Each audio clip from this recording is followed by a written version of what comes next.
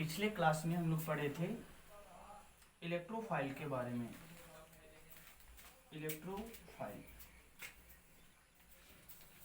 Electrophile जो है ये एक प्रकार का आपका रिएजेंट था। रिएजेंट का आपको हम 3 टाइप्स बताए थे। फर्स्ट आपका टाइप्स जो था ये इलेक्ट्रोफाइल था। सेकंड टाइप्स आपका था न्यूक्लियोफाइल। थर्ड टाइप्स जो था वो एम्बीफाइल है। तो जैसा कि बताए थे, इलेक्ट्रो मीन्स होता है इलेक्ट्रॉन, फाइल मीन्स होता है लविंग या अट्रैक्टिंग टेंडेंसी। जो इलेक्ट्रॉन को अट्रैक्ट करेगा वो इलेक्ट्रोफाइल होगा। इलेक्ट्रोफाइल के बारे में पिछले क्लास में, पिछले के वीडियो में हम लोग डिटेल स्टडी कर चुके हैं। आज स्टडी करते हैं न्यूक्लियोफाइल क्या है। तो बातें करते हैं न्यूक्लियोफाइल की। न्यूक्लियोफाइल देखिए, ये न्यूक्लियोफाइल 2 टर्म से बनता है। Nucleo plus file. न्यूक्लियो मतलब हो गया न्यूक्लियस। न्यूक्लियस मतलब आपको समझना है पॉजिटिव, और फाइल मीन्स होता है लविंग या अट्रैक्टिंग। दैट मीन्स जो पॉजिटिव चार्ज से क्या करेगा, लविंग करेगा, या जो पॉजिटिव चार्ज को अट्रैक्ट करेगा उसे हम लोग बोलेंगे न्यूक्लियोफाइल। थोड़ा सा ये समझना है। अगर इसका डिफिनेशन की बात करें तो आप कह सकते हैं the group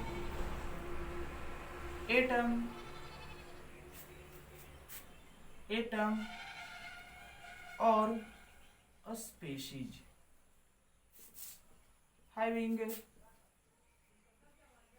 attract or loving the any positive ions और ग्रुप। मतलब न्यूक्लियोफाइल वह ग्रुप है या वह एटम है या वह स्पीशीज है जो अट्रैक्ट करेगा या लविंग करेगा किसको, एनी पॉजिटिव आयंस और ग्रुप को, उसे हम लोग बोलेंगे न्यूक्लियोफाइल। आगे बात करते हैं न्यूक्लियोफाइल कौन कौन हो सकता है। न्यूक्लियोफाइल को हम लोग अगर सिंबल की बात करेंगे तो न्यूक्लियोफाइल NU, यहाँ पर या तो आप ये लॉन पेयर इलेक्ट्रॉन देंगे, या NU ये लॉन पेयर इलेक्ट्रॉन नहीं तो फिर यहाँ पे निगेटिव चार्ज देंगे। तो कहता है कि all negative ions have nucleophile. जितना भी निगेटिव आयंस होगा उस सब को हम लोग न्यूक्लियोफाइल बोलते हैं। जैसे आपका OH माइनस है, Cl माइनस है, Br माइनस है, H पर भी माइनस हो सकता है, आयोडीन माइनस है, फ्लोरीन माइनस है, NO2 माइनस है, या अन्य भी हो सकते हैं। तो देखिए, जिस पर भी माइनस होगा, अगर कोई भी पॉजिटिव चार्ज इसके कांटेक्ट में आता है तो ये उसको अट्रैक्ट करेगा। यहाँ पर जितने भी सारे ग्रुप और एटम और आयंस आपको दिख रहे हैं वो सब का सब क्या है, न्यूक्लियोफाइल है। नेक्स्ट, क्या कोई और भी हो सकता है निगेटिव चार्ज के अलावा जो न्यूक्लियोफाइल की तरह बिहेव करेगा? तो यस, हो सकता है। कहता है the molecule have central atom lone pair electron. कहता है कि अगर कोई मॉलिक्यूल का central atom lone pair electron को रखता है तो वो भी आपका न्यूक्लियोफाइल होगा। जैसे CH2O है, O के पास 2 पेयर इलेक्ट्रॉन है। अगर कोई पॉजिटिव चार्ज जैसे सपोज H प्लस भी इसके कांटेक्ट में आया तो ये H प्लस को अपनी ओर अट्रैक्ट करके ये बना देगा H3O प्लस। अब कहेंगे कि सर अभी भी तो H3O प्लस के पास यहाँ पे लॉन पेयर इलेक्ट्रॉन है, क्योंकि इसके पास 2 पेयर इलेक्ट्रॉन था, तो H प्लस से जुड़ने के लिए ये ऑक्सीजन एक ही इलेक्ट्रॉन डोनेट किया था, तो यहाँ पर अभी भी एक इलेक्ट्रॉन बचा हुआ है। देखिए अब अगर इसके कांटेक्ट में कोई प्लस चार्ज आएगा तो वो ऑक्सीजन जो है वो अपना इलेक्ट्रॉन हाइड्रोजन को नहीं दे पाएगा, क्योंकि ये पॉजिटिव चार्ज को होने की वजह से यहाँ पर इतना रिपल्सन फोर्स लग जाएगा कि इसके द्वारा अट्रैक्शन पॉसिबल नहीं है। सपोज NH3 है, इसके पास भी लॉन पेयर इलेक्ट्रॉन है, अगर H प्लस या कोई भी अन्य पॉजिटिव चार्ज इसके कांटेक्ट में आता है तो वो इसके साथ जुड़ेगा, मतलब ये अपना इलेक्ट्रॉन इसको दे देगा, मतलब ये आपको बन जाएगा NH4 प्लस। तो यहाँ पर देख रहे हैं कि H2O हो जाए या Na3 हो जाए, ये सब क्या कर रहा है, ये अपने पास के लॉन पेयर इलेक्ट्रॉन को पॉजिटिव चार्ज को डोनेट करके उसके साथ बॉन्ड बना दे रहा है, मतलब कह सकते हैं कि ये एक प्रकार का न्यूक्लियोफाइल है। ये एक न्यूक्लियोफाइल भी है और ये एक प्रकार का लेविस बेस भी है। हम लोग पढ़े थे लेविस बेस वह बेस होता है जो प्रोटॉन को अट्रैक्ट करता है, यहाँ पर ये प्रोटॉन को अट्रैक्ट कर रहा है, मतलब ये दोनों एक प्रकार का लेविस बेस है। तो आप लोग यहाँ समझे न्यूक्लियोफाइल किसे बोलेंगे और न्यूक्लियोफाइल कौन कौन हो सकते हैं।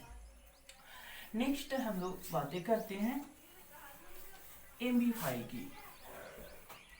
एम्बी फाइल की, अब ये एम्बी फाइल क्या होता है। एम्बी का मतलब थोड़ा समझेंगे, कहता है the compounds have both electrophile and nucleophile। देखिए वैसा कंपाउंड्स होगा जिसके पास दोनों होगा, क्या दोनों होगा, इलेक्ट्रोफाइल भी होगा और न्यूक्लियोफाइल भी होगा। जैसा कि आप देखेंगे, मान लेते हैं ये आपका RO के साथ H जुड़ा हुआ है, R मीन्स कार्बन हो गया, OH ऑक्सीजन, ऑक्सीजन का इलेक्ट्रोनिगेटिविटी जो है वो कार्बन से ज़्यादा होता है।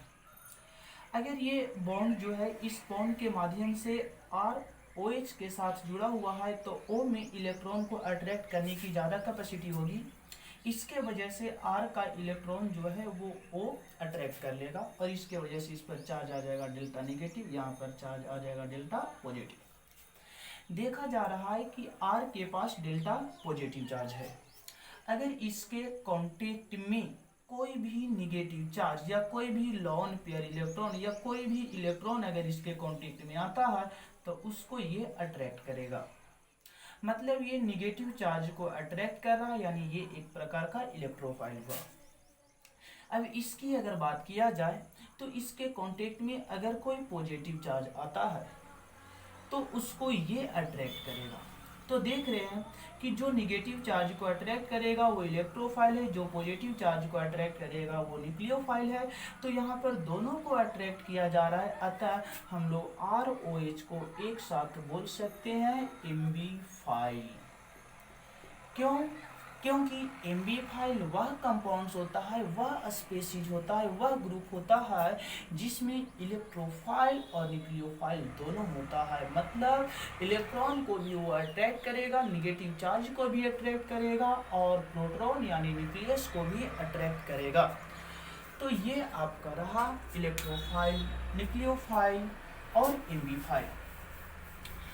आगे हम लोग आज के आगे के क्लास में ये पढ़ेंगे कि अब हम लोग पढ़ेंगे जो बॉन्ड फ्यूजन। देखिए किसी भी रिएक्शन होने के लिए केमिकल रिएक्शन का डिफिनेशन कहता है द ब्रेकिंग ऑफ बॉन्ड, मतलब रिएक्शन वहीं पर होगा जहां पर बॉन्ड फ्यूजन होगा। यदि बॉन्ड फ्यूजन नहीं होता है तो रिएक्शन नहीं होगा। तो रिएक्शन को समझने के लिए आपको बॉन्ड फ्यूजन समझना जरूरी है। जैसे बॉन्ड फ्यूजन होता क्या है, सिंपली है the breaking of bond. The breaking of bond is called bond fusion. अब यहाँ पे समझना ये है बॉन्ड ब्रेक करता कैसे है। बॉन्ड को ब्रेक करने के लिए मॉलिक्यूल्स में कोलिजन होता है। अब ये कोलिजन क्या है? कोलिजन का मतलब होता है टकराव। टकराव का मतलब समझ रहे हैं? जब एक मॉलिक्यूल दूसरे मॉलिक्यूल में टकराएगा तो टकराना ही कोलिजन कहलाता है। थोड़ा ध्यान देंगे, ये कोलिजन भी है ना, ये दो होते हैं। एक को हम लोग बोलते हैं इफेक्टिव कोलिजन और दूसरा क्या कहलाएगा? Non effective collision. Non effective collision, एक आपका कहलाता है इफेक्टिव कोलिजन और दूसरा क्या कहलाता है? Non effective. इफेक्टिव कहने का मतलब हो गया जिसमें प्रोडक्ट का फॉर्मेशन होगा, यानी बोल सकते हैं formation of product. Formation of product, इस प्रकार के कोलिजन में प्रोडक्ट का फॉर्मेशन होगा। लेकिन नॉन इफेक्टिव, नॉन इफेक्टिव बोलने का मतलब जिसका कोई इफेक्ट ना हो, तो यहाँ पर कह सकते हैं not found any, not found any product, जिसमें किसी भी प्रकार का प्रोडक्ट का फॉर्मेशन नहीं होगा, उसको हम लोग बोलेंगे नॉन इफेक्टिव कोलिजन। अब थोड़ा सा ये समझना है कि ये कब कौन से केस में प्रोडक्ट का फॉर्मेशन होगा, किस केस में कोलिजन होगा तो प्रोडक्ट बनेगा। देखिए, ये इफेक्टिव कोलिजन की बात कर रहे हैं। जैसे सपोज दैट एक मॉलिक्यूल है ए और एक मॉलिक्यूल, ये ए और बी से मिलने से एक मॉलिक्यूल बनता है। अगर हमारा इस मॉलिक्यूल में ये ए और ये बी है, जनरली हम लोग जो पहले लिखते हैं वो पॉजिटिव चार्ज वाले को लिखते हैं और बाद वाले में नेगेटिव चार्ज को। तो अगर पॉजिटिव चार्ज को हम लोग हेड बोलते हैं और नेगेटिव चार्ज को टेल बोलते हैं, तो यहाँ पर ये पॉजिटिव चार्ज हेड होगा, ये पॉजिटिव चार्ज टेल होगा। अगर ये मॉलिक्यूल ये डायरेक्शन में गया, ये मॉलिक्यूल ये डायरेक्शन में गया, तो दोनों मॉलिक्यूल में टकराव होंगे। टकराव होने के क्रम में अगर इसका ये बॉन्ड यहाँ से टूटता है, तो बॉन्ड टूटा ए और बी के बीच का, तो ये ए और ये आपस में रिएक्ट करेंगे, ये बी और बी आपस में रिएक्ट करेंगे, तो ये आपका प्रोडक्ट जो बनेगा A2 और प्लस में क्या बनेगा? B2 बनेगा। लेकिन अगर हम लोग देखें तो यहाँ पर ये जो कोलिजन हुआ head to head, tail to tail, इसी कोलिजन को हम लोग नाम देंगे क्या? Effective collision. अब थोड़ा सा हम लोग समझते हैं कि नॉन इफेक्टिव कोलिजन क्या है। देखिए, नॉन इफेक्टिव कोलिजन, जैसे यहाँ पर ए और बी था, यहाँ पे दूसरा मॉलिक्यूल ए और बी का होगा। अगर ए हेड है तो ये टेल है, ये हेड है तो ये टेल है। अगर ऐसा हो कि ये मॉलिक्यूल इधर चला जाए, ये मॉलिक्यूल इधर आ जाए, तो हेड किसके साथ कोलाइड करेगा? टेल के साथ। या टेल किसके साथ कोलाइड करेगा? हेड के साथ। तो हेड और टेल में कोलिजन होगा। तो नॉन इफेक्टिव कोलिजन को हम लोग हेड टू टेल या टेल टू हेड कोलिजन भी बोलेंगे। अब अगर ये बॉन्ड यहाँ से ब्रेक किया तो हमारा ये इसके साथ मैच करेगा और इधर ए और ये बी मैच करेगा, फिर से हमारा बन जाएगा ए बी और प्लस में क्या? A B. हम लोग देख रहे हैं कि हमारा रिएक्टेंट भी था ए बी और ए बी, प्रोडक्ट भी बना ए बी और ए बी। मतलब कह सकते हैं रिएक्टेंट और प्रोडक्ट में कोई डिफरेंस नहीं है, मतलब ये कोई इफेक्टिव कोलिजन नहीं है, अतः ये एक प्रकार का नॉन इफेक्टिव कोलिजन है। तो नेक्स्ट हम लोग बात करते हैं बॉन्ड फ्यूजन की। सपोज अभी अभी जो हम लोग कोलिजन देखे थे वो मान करके चले, जब तक इफेक्टिव कोलिजन नहीं होगा बॉन्ड फ्यूजन होगा नहीं, बॉन्ड फ्यूजन होगा नहीं मतलब प्रोडक्ट बनेगा नहीं, प्रोडक्ट बनेगा नहीं तो रिएक्शन होगा ही नहीं। ध्यान देंगे, जैसे ए और बी के बीच में ये ऐसा बॉन्ड है। अब प्रश्न आता है कि ये बॉन्ड टूट कैसे सकता है? कुछ ऐसे कोलिजन होंगे जिसके वजह से ये बॉन्ड बीच में से टूट जाएगा, कुछ ऐसे बॉन्ड होंगे जहां पर ये बीच में से नहीं टूटेगा। अगर ये बीच में से टूट जाता है तो ये बॉन्ड बना होगा ए और बी के इलेक्ट्रॉन के शेयरिंग के द्वारा, तो अगर ये बॉन्ड एग्जैक्ट बीच से टूटता है तो ए का इलेक्ट्रॉन यहाँ आ जाएगा, बी का इलेक्ट्रॉन यहाँ आ जाएगा। तो इस प्रकार से ये बने जब बीच में से टूटा तब। लेकिन सपोज ये बीच में से टूटेगा नहीं, अगर बीच में से नहीं टूटेगा तो अगर इस ओर से भी टूट सकता है और इस ओर से भी टूट सकता है। हम मान करके चले कि अगर इस ओर से टूटा तो क्या होगा, इस ओर से जब टूटेगा तो ए पर पॉजिटिव चार्ज होगा और बी के ऊपर निगेटिव चार्ज होगा। क्यों? क्योंकि ए का इलेक्ट्रॉन बी की ओर चला गया बट बी का इलेक्ट्रॉन ए की ओर नहीं आया। तो जब ए का इलेक्ट्रॉन बी की ओर जाएगा तो बी पर निगेटिव चार्ज और ए पर पॉजिटिव चार्ज हो जाएगा। हम लोग देख रहे हैं कि यहाँ पे इक्वल इलेक्ट्रॉन का बंटवारा हुआ, यहाँ पर इलेक्ट्रॉन का बंटवारा इक्वल नहीं हुआ। तो इस प्रकार का बॉन्ड फ्यूजन आपका कहलाता है homolytic bond fusion, homolytic bond fusion. और इस प्रकार का बॉन्ड फ्यूजन कहलाता है heterolytic bond fusion, heterolytic bond fusion. देखिए होमो का मतलब ही होता है सेम, एक जैसा। अगर एक जैसा बॉन्ड बराबर बॉन्ड का बीच में से बॉन्ड टूटे, बराबर इलेक्ट्रॉन का बंटवारा हो तो होमोलाइटिक होगा और बराबर नहीं हुआ तो हेट्रोलाइटिक। अब आप लोग ये कहेंगे कि एक ही मॉलिक्यूल है हमारा ए बी, तो क्या ये पॉसिबल है कि उसमें होमोलाइटिक भी हो और हेट्रोलाइटिक भी हो? तो ये पॉसिबल है, एक ही मॉलिक्यूल में ये दोनों प्रकार का बॉन्ड फ्यूजन पॉसिबल है।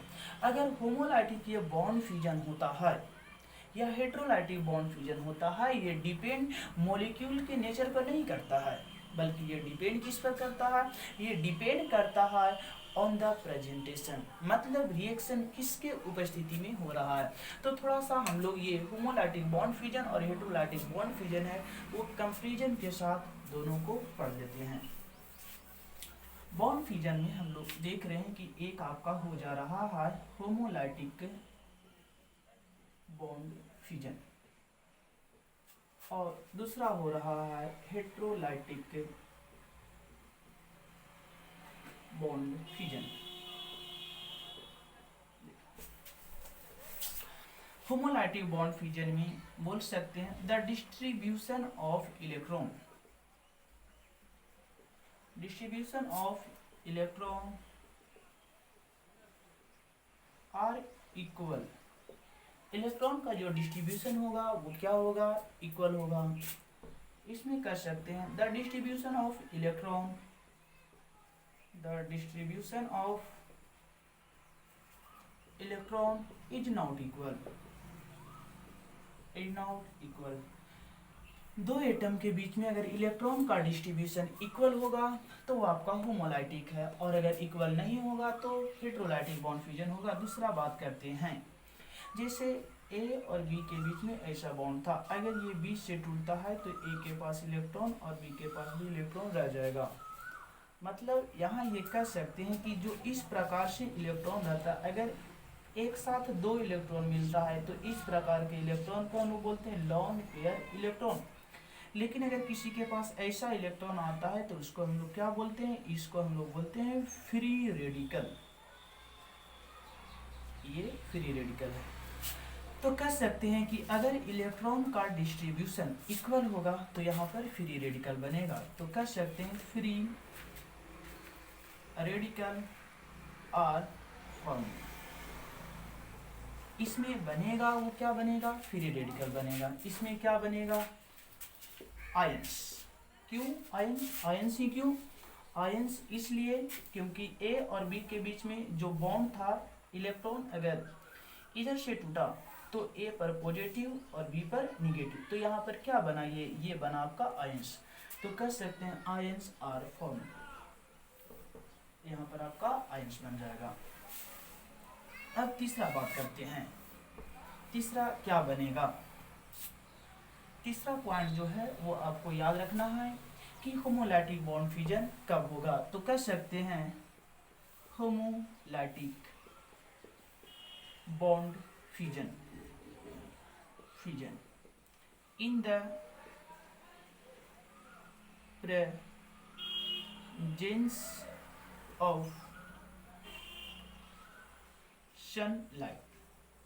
देखिए होमोलैटिक बॉन्ड फ्यूजन जो होगा वो किसके प्रेजेंटेशन में होगा, सनलाइट। सनलाइट की जगह पे कई बार लिखा हुआ मिलेगा अल्ट्रा वायलेट।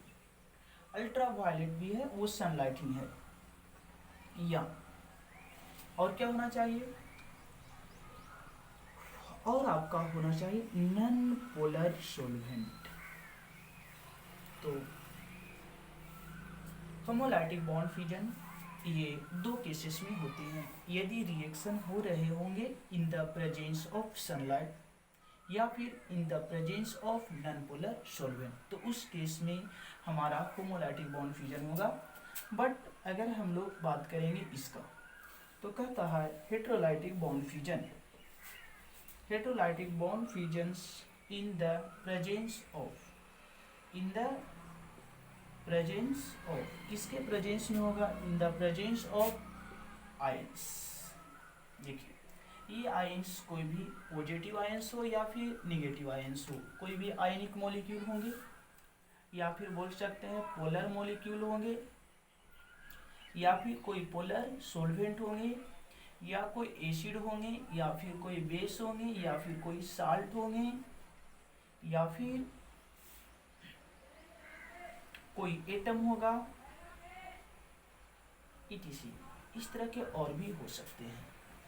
यहाँ पे ये समझ में आ रहा है इन the presence of ions, ions positive negative हो या पोलर सॉल्वेंट हो, एसिड हो, बेस हो, साल्ट हो या फिर एटम हो। थोड़ा ये समझते हैं कि पोलर और ये नॉन पोलर सॉल्वेंट क्या होगा। तो इसको नोट हो गया। नेक्स्ट चलते हैं पोलर और नॉन पोलर सॉल्वेंट। देखिए पोलर, केमिस्ट्री का पोलर और फिजिक्स का डायपोल एक दूसरे से रिलेटेड टर्म है, थोड़ा सा समझते हैं।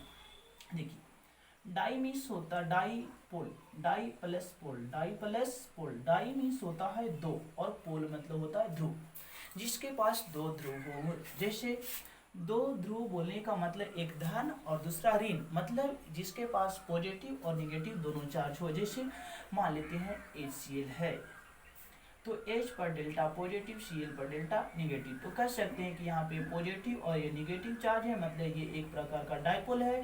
लेकिन यही डायपोल मॉलिक्यूल केमिस्ट्री में बोलते हैं पोलर मॉलिक्यूल। और अगर नॉन डायपोल की बात करें तो जैसे Cl और ये Cl हो गए, तो ये दोनों का इलेक्ट्रोनिगेटिविटी जो है वो सेम है, और इलेक्ट्रोनिगेटिविटी सेम होने की वजह से इस पर या इस पर किसी भी प्रकार का कोई चार्ज नहीं आएगा, मतलब ये डायपोल नहीं होगा, बल्कि क्या होगा, ये नॉन डायपोल होगा। नॉन डायपोल बोलने का मतलब क्या होगा, नॉन पोलर होगा।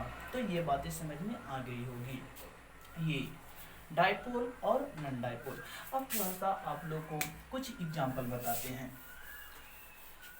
सपोज दैट रिएक्शन हो रहा होगा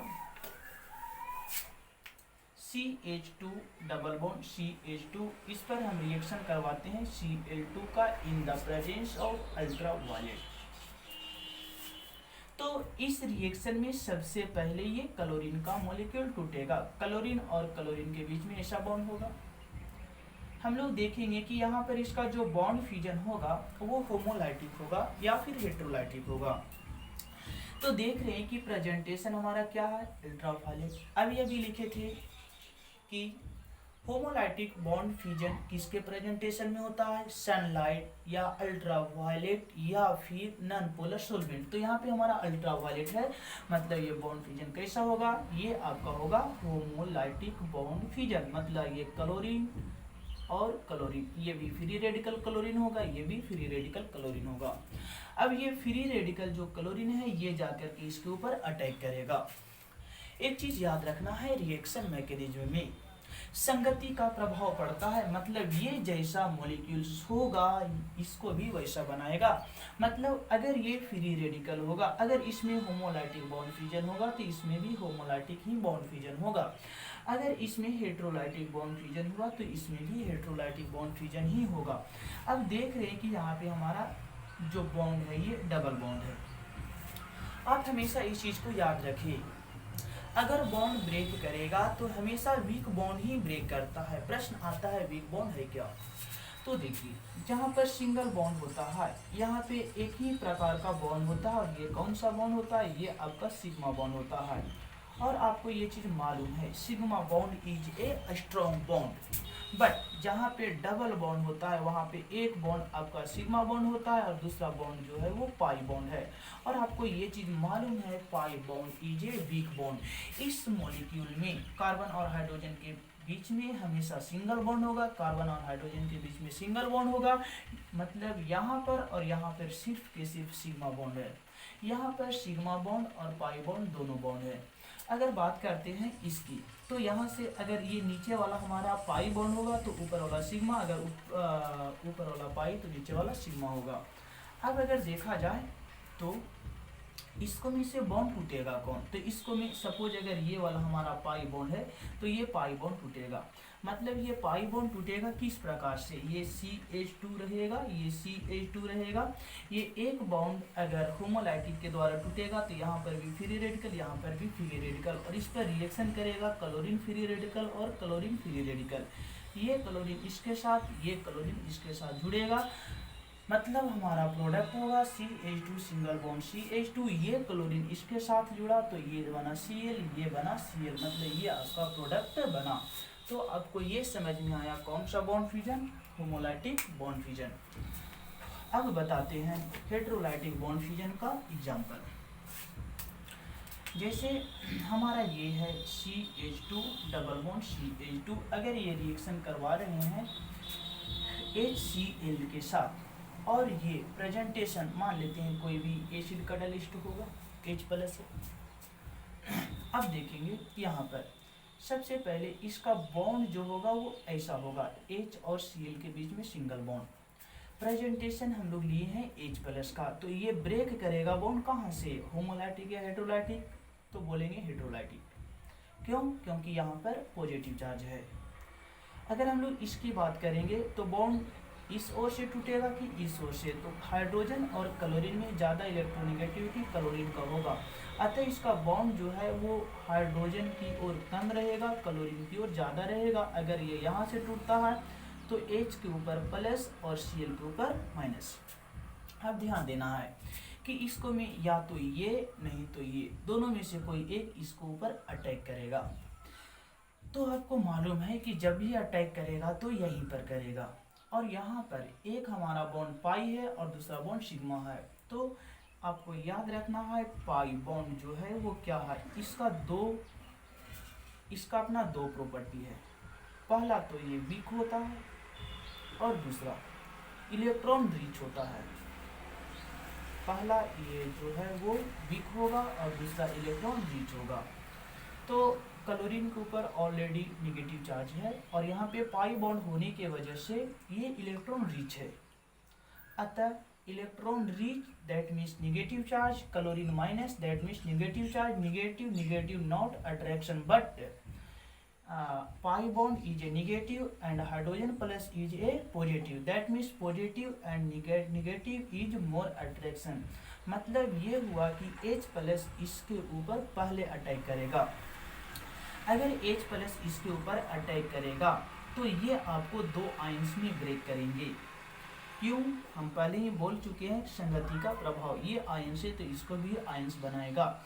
अगर यहाँ पे दोनों CH2 ही है तो इलेक्ट्रॉन ज़्यादा इधर या फिर इधर जा सकता है, तो इधर अगर प्लस होगा तो इधर क्या होगा माइनस, या फिर इधर अगर माइनस होगा तो इधर क्या होगा प्लस होगा। तो ये दोनों में से कोई भी हो सकता है क्योंकि यहाँ पे ये इक्वल हैं। अगर ये सिमेट्रिक नहीं होते तो ऐसा कंडीशन नहीं आता। H+ जो है इसके साथ जाएगा, तो अगर इसके साथ H+ गया तो नेक्स्ट क्लोरीन होगा वो इसके साथ जुड़ेगा, मतलब हमारा ये CH2 था, H जुड़ेगा तो हो जाएगा CH3, CH2 के साथ क्या जुड़ेगा Cl, तो ये हमारा हो गया CH3 CH2Cl। तो ये हमारा प्रोडक्ट बना ये दोनों के रिएक्शन से। तो आप लोग ये समझे होमोलाइटिक बॉन्ड फ्यूजन और हेटेरोलाइटिक बॉन्ड फ्यूजन। आगे आप लोग को हम ये समझाते हैं कि ये जो चार्ज क्रिएट होता है वो चार्ज क्रिएट कैसे होता है। तो यहाँ पे हम लोग पढ़ेंगे method of create charge on the reagent और सबस्ट्रेट मॉलिक्यूल,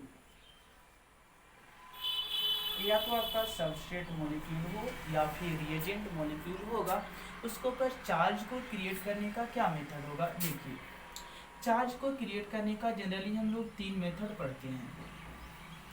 फर्स्ट जो मेथड आता है जिसको हम लोग इंडक्टिव इफेक्ट के नाम से जानते हैं, इंडक्टिव इफेक्ट के कारण भी चार्ज आ जाता है, इसको शॉर्ट में हम लोग आई इफेक्ट बोलेंगे। दूसरा होता है मेजोमेरिक इफेक्ट, मेजोमेरिक इफेक्ट, इसका एक और नाम है जिसको हम लोग रेजोनेंस इफेक्ट भी बोलते हैं, इसको शॉर्ट में हम लोग बोलते हैं एम इफेक्ट। और नेक्स्ट हमारा तीसरा होता है हाइपर कंजुगेशन, हाइपर कंजुगेशन। तो हमारा ये 3 मेथड है जिसके द्वारा हम लोग चार्ज क्रिएट कर सकते हैं या चार्ज क्रिएट हो जाता है किसके ऊपर, रिएजेंट और सबस्ट्रेट मॉलिक्यूल के ऊपर।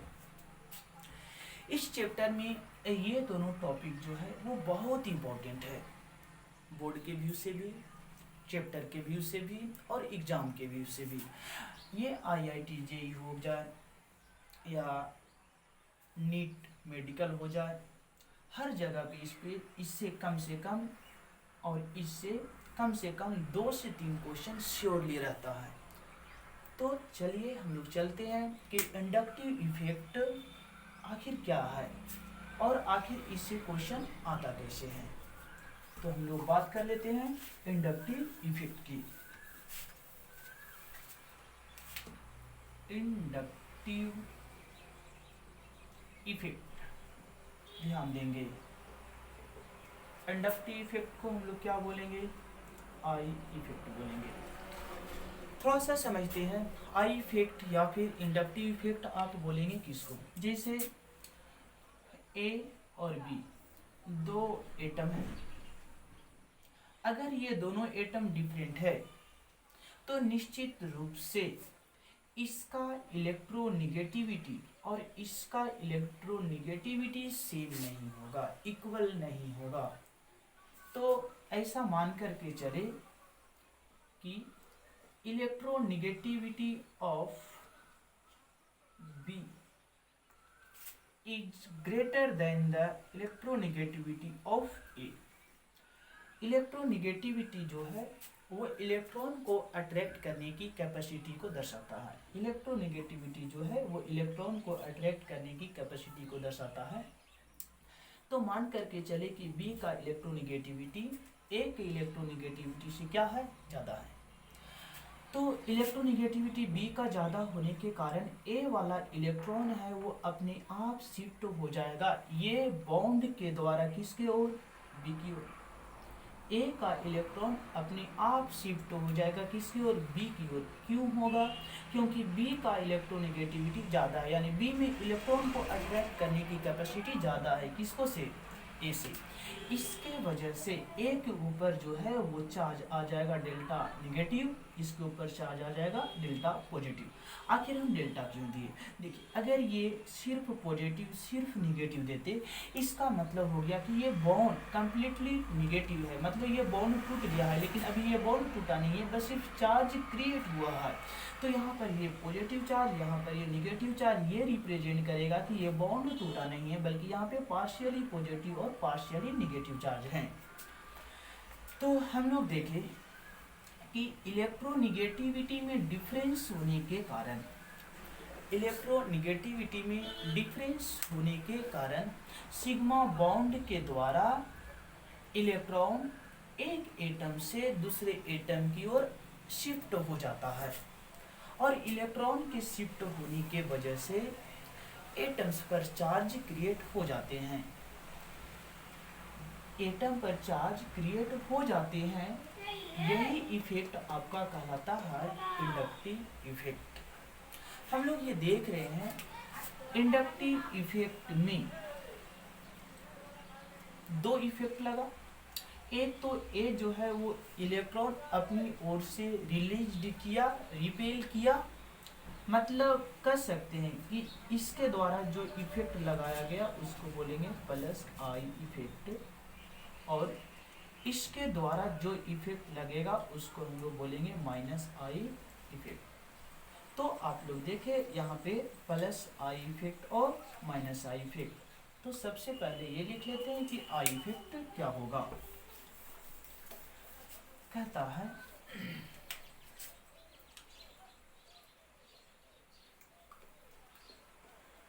The difference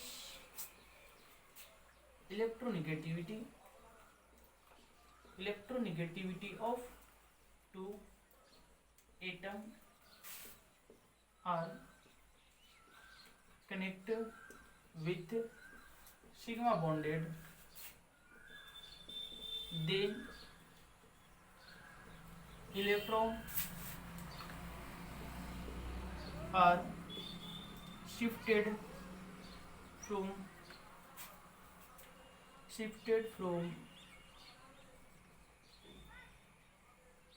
lower electronegative atom to higher electronegative atom. Then charge will be created. This effect is called this effect is called I effect, and this group is called plus I group. तो ये आपका हो गया plus I effect. अब हम लोग को ये समझना है कि आई इफेक्ट कहाँ कहाँ लगेंगे और किस प्रकार से लगेंगे। जैसे ये आपका डिफिनेशन हो गया, इसको मिटा देते हैं, आगे चलते हैं।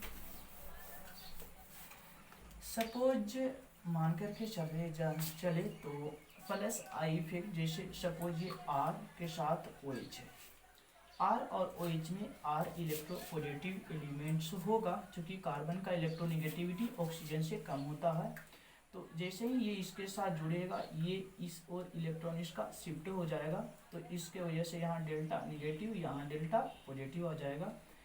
इस ग्रुप को हम लोग बोलेंगे प्लस आई ग्रुप, और इस ग्रुप को बोलेंगे माइनस आई ग्रुप। तो यहाँ पर हम लोग देखें प्लस आई ग्रुप और माइनस आई ग्रुप, इसके द्वारा ये आर मीन्स एल्काइल ग्रुप है, वो प्लस आई ग्रुप है, ये ओ एच ग्रुप है, ये आपको हो गया माइनस आई ग्रुप। तो ये इफेक्ट आर के द्वारा जो इफेक्ट लगा, इस इफेक्ट को हम लोग बोलते हैं प्लस आई इफेक्ट, और इसके द्वारा जो लगेगा उसको क्या बोलेंगे, माइनस आई इफेक्ट बोलेंगे। दैट मीन्स ये कहा जा सकता है कि इंडक्टिव इफेक्ट जो है वो दो प्रकार के हैं। ये एग्जांपल में नोट कर लेंगे और इसके बाद चलते हैं इंडक्टिव इफेक्ट के टाइप्स। इंडक्टिव इफेक्ट दो प्रकार के होंगे, एक आपका प्लस आई इफेक्ट और दूसरा होगा माइनस आई इफेक्ट। तो ये प्लस आई इफेक्ट और माइनस आई इफेक्ट को एक साथ हम लोग अगला दिन पढ़ेंगे।